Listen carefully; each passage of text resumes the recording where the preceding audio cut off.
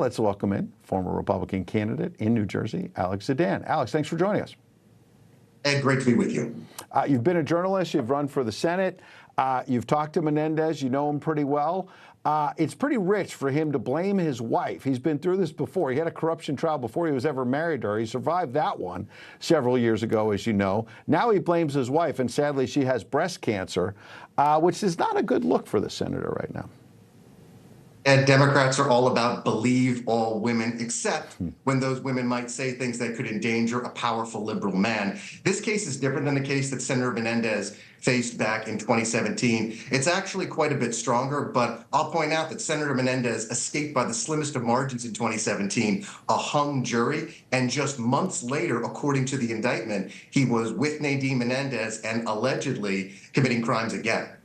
Yeah, Egypt, right, is the Qataris as well. They're allegedly giving him cash. We heard about the gold bars. And some bad news for the senator is that a judge has denied his request to have a psychiatrist testify about his habit of stockpiling cash. He wants to make the case that as a Cuban-American immigrant, that his family would hoard cash in Cuba because there are fears of Castro and the regime and all that, as you know. And somehow that's why he was hoarding cash, not because he was taking bribes. Your thoughts on that defense?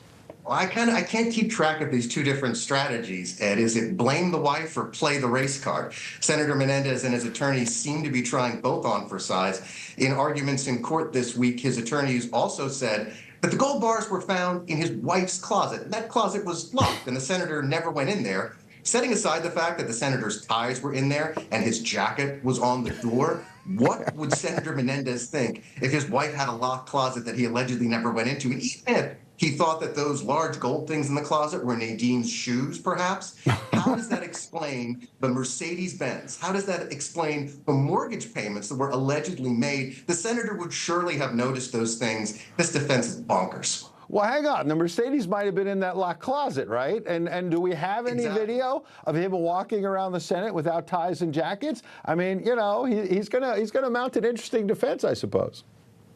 You should sign on to the defense team. I'm sure they need an able-bodied individual to help make this case. I think that Menendez is truly facing the biggest challenge of his political career here. I also think that the prosecutors for the Southern District of New York, they're a lot fiercer than the guys in New Jersey who tried him last time around.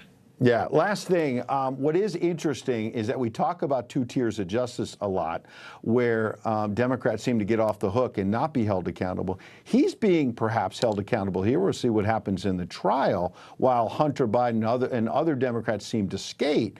But folks have raised the fact that, yeah, he might be held accountable as a Democrat, but that's because he opposed the Biden White House on Iran policy and other things. And this indictment was dropped, as you know, by the Biden Justice Department after Menendez took some high-profile stands slamming Joe Biden. Any connection in, or just a coincidence? Well, the senator's people persuaded people of that same theory back in 2015 when he was indicted the first time. Then it was the Obama administration. However, the Trump administration did continue the trial. What Senator Menendez is accused of in this case is a hair's breadth away from treason. He allegedly sold out his seat to two countries that are not friends of the United States of America. We don't know if other countries attempted to get him on their side. He essentially treated his U.S. Senate seat, which is the property of the people of New Jersey, the last time I checked, as an ATM spilling out gold bars, cash, goodies, and favors for himself and his wife. It's pretty shameful. Yeah, they should be focused on the public trust, not gold bars, whether it's a Democrat or a Republican.